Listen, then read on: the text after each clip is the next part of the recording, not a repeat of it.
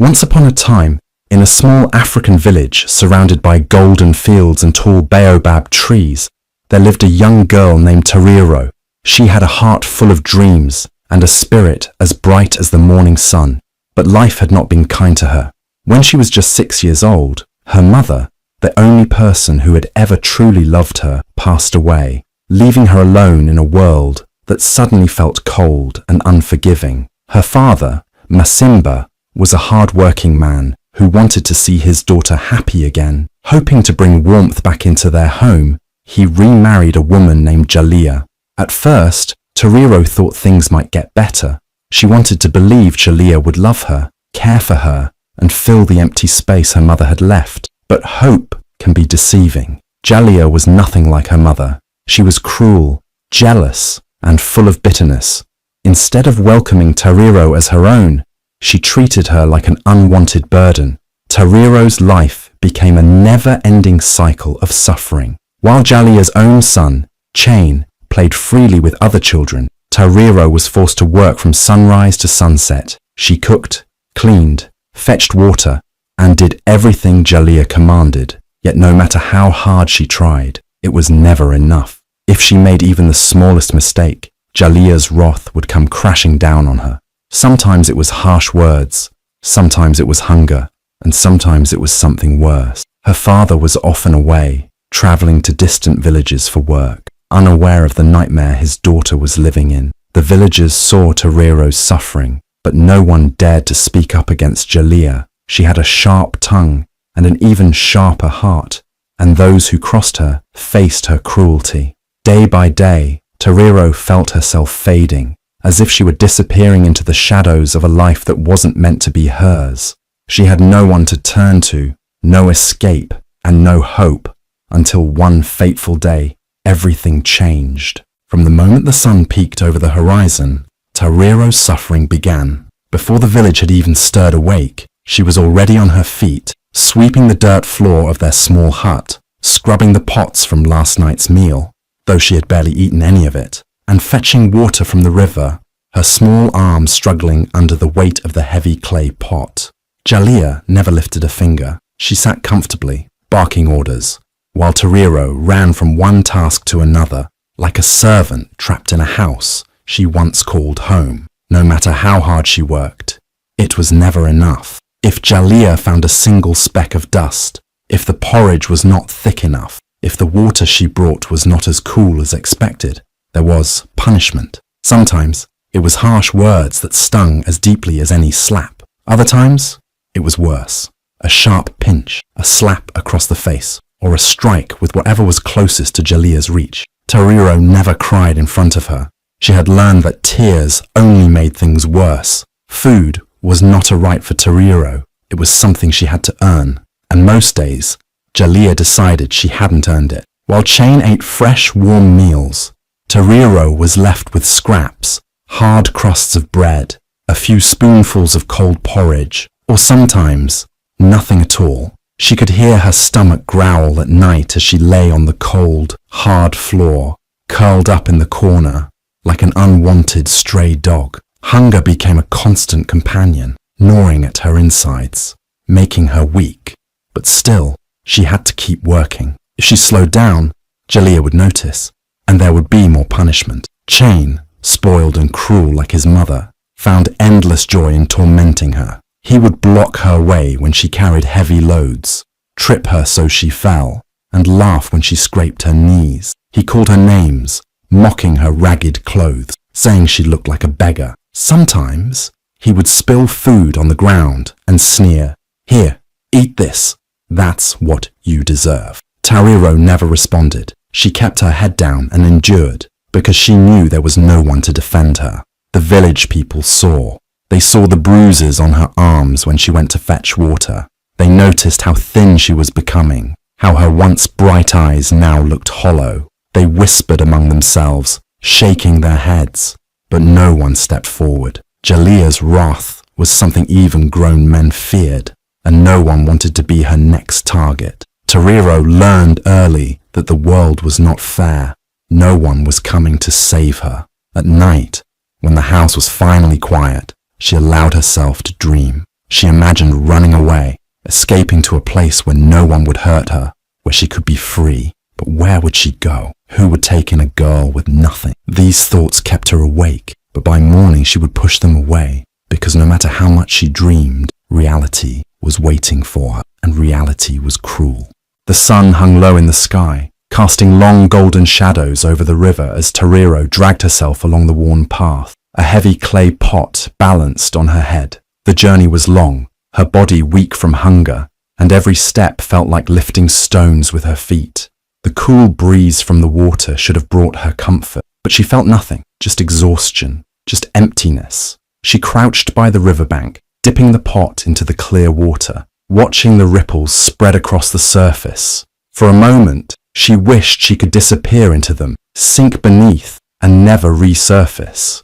A rustling noise from behind made her turn. An old woman stood just a few feet away, leaning on a wooden staff, her deep-set eyes studying Tariro with an intensity that sent shivers down her spine. It was Nana Casey, the woman people in the village spoke of in whispers. Some called her wise, others called her dangerous.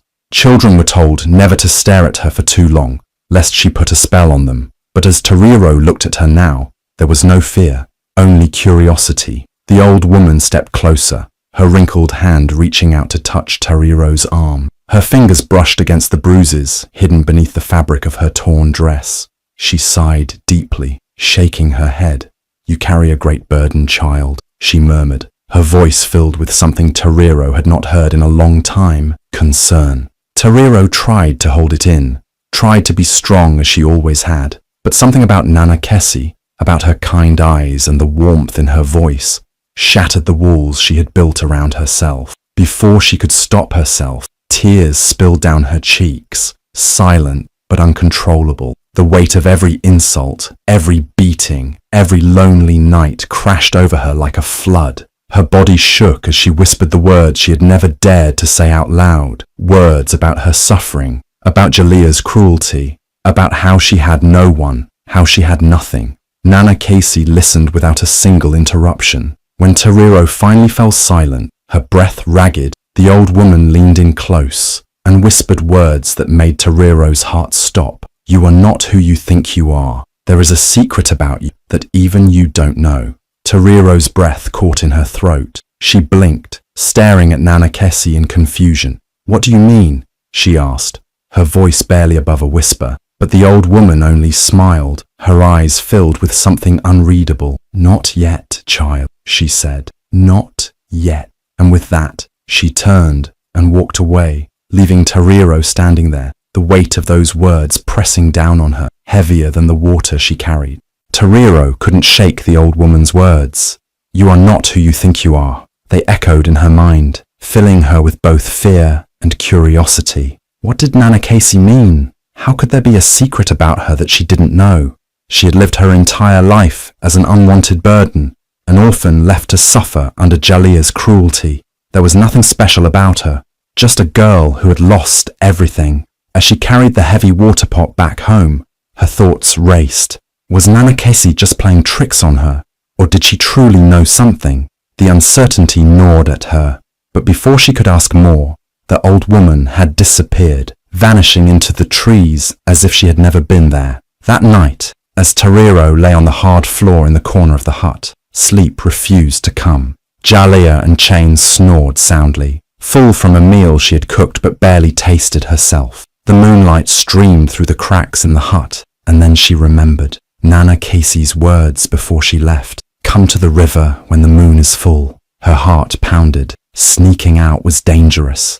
If Jalia caught her, the punishment would be unbearable. But something deep inside her, something she couldn't explain, pulled her toward the river. Quietly, she pushed herself up, careful not to make a sound. Step by step, she tiptoed to the door, holding her breath as she slipped outside. The village was silent, bathed in silver light. The wind whispered through the trees as Tariro hurried down the familiar path, her bare feet barely making a sound on the dirt road. Every shadow made her heart race, but she didn't stop. When she reached the river, Nana Kessie was already there, standing tall under the glow of the full moon. Her presence was calm yet powerful, as if she had been waiting for this moment for a long time. "You came," the old woman said, a small smile on her lips. Tariro swallowed hard. "What did you mean earlier?" she asked, her voice barely above a whisper. "What secret?" Nana Casey studied her for a moment before speaking. "Tariro, you are not just an ordinary girl. You are the lost daughter of a powerful lineage, descendants of Queen Nyasha, the greatest ruler this land has ever known." Tariro's breath caught in her throat. That can't be true," she stammered. "I'm just a girl. No one. Nothing." The old woman stepped closer, placing a firm but gentle hand on Tariro's shoulder. "Your mother was not just a villager. She carried the royal bloodline, a bloodline that has been hunted, erased, and hidden for years. But you are the last of it." Tariro shook her head. It didn't make sense. She had spent her whole life being treated like she was worthless. How could she possibly be part of something so grand? But Nana Casey wasn't finished. "Your blood carries a gift," she continued. "A gift that has been passed down through generations. The ability to command the elements. The power to sense the truth in people's hearts.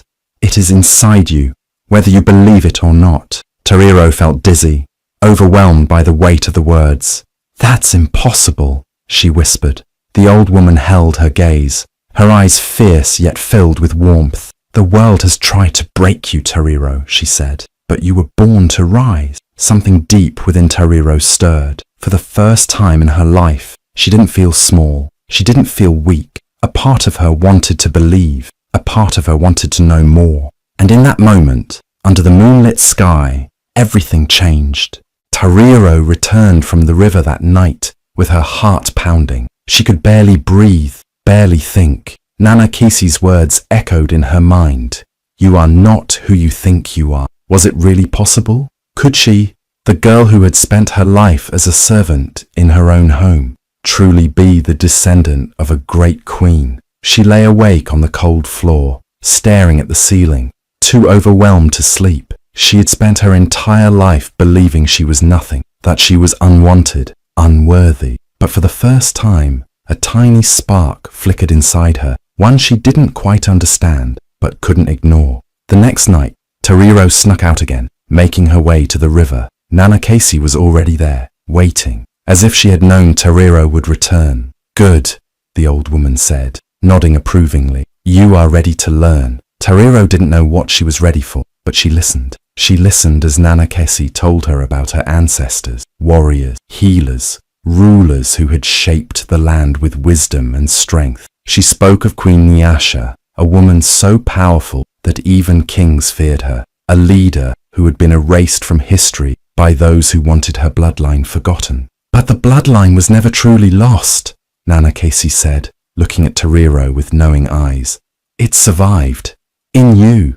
Tariro didn't understand how that could be true, but something deep inside her stirred, a feeling she'd never known before. Then the real lessons began. Nana Casey didn't teach Tariro how to fight with weapons. She didn't teach her spells or magic. Instead, she taught her something far more powerful, self-worth. "You have spent your life being told you are nothing," Nana Casey said, "but power does not come from what others think of you. It comes from what you believe about yourself." At first it was difficult. Tariro had been conditioned to see herself as weak, but as the days passed, she started noticing changes, subtle but undeniable. She didn't feel as exhausted, even when she hadn't eaten for days. Her body, once frail and weak, seemed to hold more strength. She started to sense things, when people were lying, when they were afraid, when their words didn't match their true intentions. She could feel the shift in the air, the hidden truths beneath the surface. And something even more powerful, when she spoke with confidence, people listened, even those who once ignored her, even the villagers who had turned away from her suffering. She wasn't invisible anymore. Then, one fateful afternoon, everything changed. Tariro was scrubbing the floor of the hut when Jalia stormed in. Her eyes were dark with rage, her lips twisted in a sneer. "You lazy, useless girl," she snapped, kicking over the bucket of water. "You think you can rest while others work?" Tariro, for the first time in her life, didn't look away. She stood up slowly and met Jalia's gaze. She didn't flinch. She didn't shrink. She just stood there. Jalia's anger exploded. "Don't you dare look at me like that!" she shrieked, raising her hand to slap Tariro across the face. Tariro's instincts took over. Before the blow could land, she lifted her own hand, and something unseen stopped Jalia's arm mid-air. Jalia's eyes widened in shock. Her hand trembled, suspended in the air, as if held back by an invisible force. Tariro felt it, a power she didn't fully understand, but one that had always been inside her, waiting to be awakened. Jalia stumbled backward, her breath shallow, her face pale with fear. For the first time, she was the one afraid. Tariro didn't say a word. She didn't have to, because in that moment, they both knew. Tariro was no longer powerless. The weight that had pressed on her chest for years was gone. She was no longer the scared, helpless girl who flinched at Jalia's every command. Something inside her had shifted, something deep and unbreakable. That morning, as she stepped out of the hut, the sun felt warmer on her skin, the air lighter. Jalia stood by the cooking fire, her sharp eyes narrowing when she saw Tariro. "Fetch water," she ordered, her voice as cruel as ever. For the first time in her life, Tariro didn't move. She didn't rush to obey, didn't lower her head. She simply stood still, looking directly at Jalia. "No," she said, her voice calm but firm. Jalia froze. Chain, who had been lazily kicking stones nearby, looked up in shock. Tariro had never refused an order before. "What did you say?" Jalia hissed, stepping closer. Tariro met her gaze without fear. "I said no." The silence that followed was heavy, thick with disbelief. Jalia's face twisted with anger, but something flickered in her eyes, something Tariro had never seen before. Fear. Tariro turned and walked away, her heart steady. She didn't run, didn't cower, didn't wait for Jalia's wrath. She simply left, leaving Jalia and Chain standing there, stunned. The village began to notice. The girl who once kept her head down, who avoided eye contact, who moved like a shadow. She was different now. She walked with quiet confidence, her steps lighter, her back straighter. People whispered as she passed, sensing something had changed, though they couldn't quite explain what. Jalia noticed too. She watched Tariro with wary eyes, unsettled by the shift. The girl she had controlled for years no longer obeyed, no longer feared her. Jalia's paranoia grew with each passing day. She felt Tariro's presence like a threat, like something she could no longer contain. One evening, Jalia cornered Tariro outside the hut. "You think you're special now?" she spat. "You think you can defy me?" Tariro didn't react. She didn't need to. She simply looked at Jalia, calm and steady. And in that moment, Jalia felt it. Something unseen, something powerful, radiating from the girl she once saw as weak.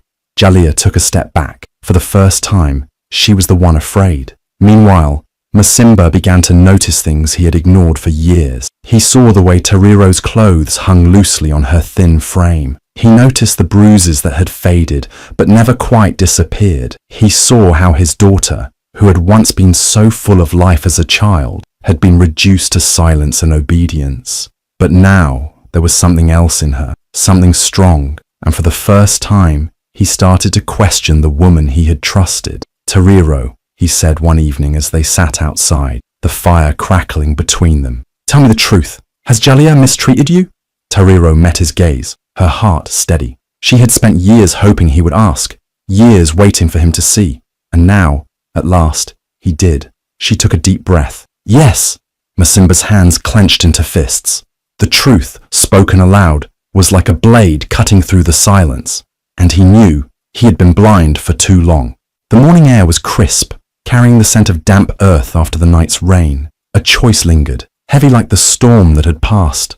The pain endured for years, the scars left unseen. Justice whispered for retribution. The idea of revenge burned hot, tempting, promising the satisfaction of watching fear flicker in the eyes that had once held nothing but cruelty. But another voice, wiser, steadier, spoke against it. "Power is only good if it is used wisely. Do not become like those who hurt you." The words rang clear, a warning not to let darkness consume what had just been reclaimed. There was another way, a way that would break the chains of suffering without binding another in them. Determination replaced anger. Truth would be the weapon, not vengeance, not fists or fear, but words. stronger than any punishment Jalila could ever imagine. The village square was alive with chatter as people gathered, unsuspecting of what was about to unfold. Faces that had turned away from suffering, eyes that had looked past bruises and hunger. Today, they would see everything they had ignored. A voice rose, steady and clear, cutting through the murmurs. For years, silence has been my prison, but no more. Heads turned, curiosity replaced indifference. I was beaten, starved, treated as less than a person in my own home. A pause, letting the weight of the words settle. And many of you knew. A hush fell over the crowd. Some shifted uncomfortably. Others lowered their gazes. A figure stiffened in the crowd. Eyes darted around, searching for an escape, but there was none. The truth had been spoken, and it could not be undone. A man, once blind to the suffering within his own home, stepped forward, voice thick with emotion. Is this true? The question was not meant for the speaker, but for the one who had hidden behind lies for so long. Denial came swiftly. She lies. Desperation clung to every word, but the crowd had already seen too much, heard too much. The walls of deception crumbled. The weight of judgment shifted. Whispers turned to murmurs, murmurs to gasps. I trusted. Betrayal laced the words of the one who had once been fooled. You were meant to protect, not destroy. Panic took hold. Pleas spilled out. Hands reached for mercy, but mercy had long been lost in the years of cruelty. This was not vengeance. It was justice.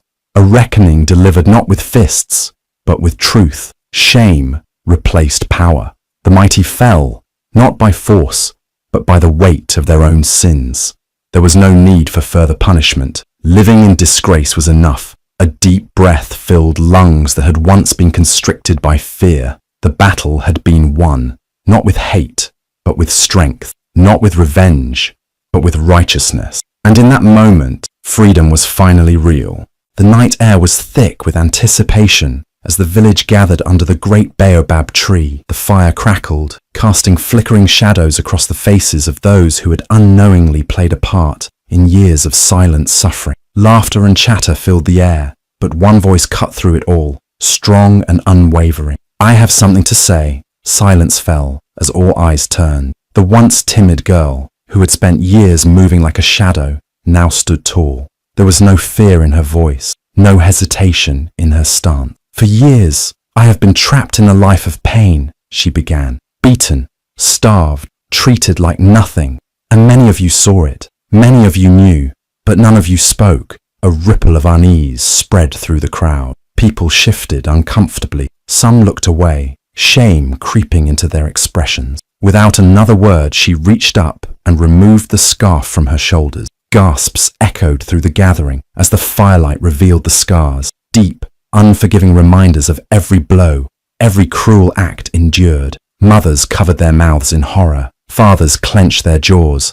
Children stared, wide-eyed, unable to comprehend such cruelty. The truth had been hidden for so long, but now it was undeniable. A man stepped forward, his face tight with guilt and fury. Who did this to you? His voice wavered, not because he didn't know the answer, but because he was terrified of it. A figure in the crowd flinched. Beads of sweat formed on her brow. She had always relied on silence, on ignorance, on the fear that had kept the truth buried. But now there was no escape. I trusted you, the man continued, turning to the woman beside him. His voice was low, dangerous. I left my daughter in your care. She opened her mouth, grasping for excuses. But before she could speak, a force stronger than fear held her still. A pair of unwavering eyes bore into her, demanding honesty, and against her will, the truth spilled out. I was jealous, she stammered. I wanted her to suffer. The words fell into the silence like stones into deep water. A collective gasp rose from the villagers. A boy beside her trembled, his face paling. Mother! His voice was small, uncertain. The mask she had worn for so long shattered before his eyes. The man, father, husband, leader, stared at her, his hands trembling with barely contained rage. You are no wife of mine. You are no mother. A murmur spread through the crowd. Then a voice rose from the elders. She does not belong here. Neither of them do. The verdict was final. No plea, no excuse could erase the years of cruelty, the scars, the stolen childhood. The woman collapsed to her knees, but no hands reached to help her. The boy, once so proud, now stood frozen, realizing that the world as he knew it had shattered. A final order was given. Leave, never return. As they disappeared into the night, whispers filled the air, but not of pity for them. The village had seen justice, delivered not with violence, but with truth. An elder stepped forward, eyes full of wisdom. "Tariro," he said, his voice carrying weight, "you are not just a girl who suffered. You are of a bloodline meant to lead." The woman who had guided her through the darkness finally spoke. "Your mother's legacy lives in you." And in that moment, the past no longer defined her. She was no longer just the girl who had been hurt. She was something greater. She was free. The sky stretched wide above, painted in soft hues of orange and gold as the sun began to set. The air felt different, lighter, as if the village itself had exhaled after holding its breath for too long. The weight of fear, of pain, of endless suffering had lifted. For the first time in years, she could breathe freely. There was no longer a need to creep around the house in silence, no reason to flinch at sudden movements or harsh voices. The cruel hands that had once hurt her were gone, banished to a fate they had earned. What remained was a home that finally felt like hers. A hesitant voice broke the quiet. "Tariro." Turning, she found him standing there, eyes filled with guilt, shoulders heavy with regret. For so long, he had been a distant figure, a father in name only. He had turned a blind eye to her suffering, choosing the comfort of ignorance over the painful truth. But now, he could no longer hide from what had been done. "I should have protected you," Masimba admitted, his voice thick with sorrow. "I failed you." Years of pain could not be erased with a few words. The wounds ran deep, but so did the longing for a family that had been lost long ago. The little girl who had once wished for her father's love still lived inside her, though she had learned to stop hoping. A long silence stretched between them before she spoke. "You cannot change the past." The words held no anger, only quiet strength. "But we can choose what happens next." A promise was made, to rebuild, to heal, to become the father he should have been, and the daughter who no longer had to live in fear. Word of what had happened spread quickly through the village. People who had once ignored her suffering now saw her in a new light. They whispered about the girl who had endured so much yet still stood tall, the girl who had spoken truth and shattered the silence.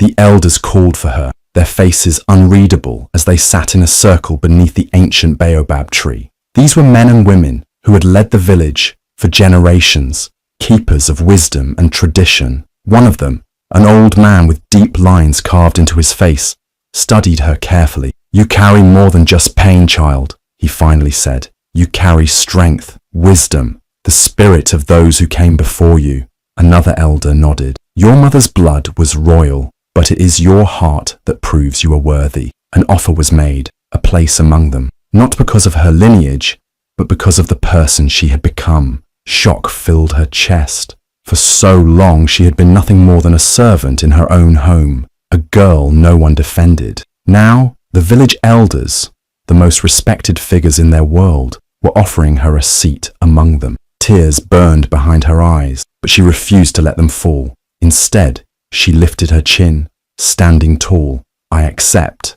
Beside her, the woman who had guided her through the darkness smiled. Nana Kessie had seen something in her before she had seen it in herself. She had planted the seeds of courage, and now they had begun to bloom. But the journey was not over. There were others still trapped in silence, others suffering as she once had. No child should endure what she had survived. A new purpose settled in her heart. She would not just sit among the elders, she would use her voice to bring change. The past would not define her. The scars would not hold her back. Instead, they would serve as a reminder of what she had overcome. For the first time in her life, she was truly free, and she would make sure that others would find their freedom too. A new day had begun, and with it, a future she would shape with her own hand. The lesson remained, passed down through generations. It was spoken in quiet conversations under the shade of ancient trees, and shared in the warmth of evening fires. It was not just words, but a truth that had been witnessed by many, a reminder of what resilience looked like. It became a message of hope, a story that parents told their children when they faced hardship. No matter how impossible the struggle seemed, no matter how cruel the world could be, there was always a way to rise above it. Strength was not about revenge, nor about overpowering others. It was about standing tall, even when the world tried to push you down. People no longer looked away when they saw suffering. They no longer remained silent when injustice happened before them. The change was real, and it spread through every corner of the village, shaping a new future where kindness was no longer seen as weakness, and courage was not only for the strong,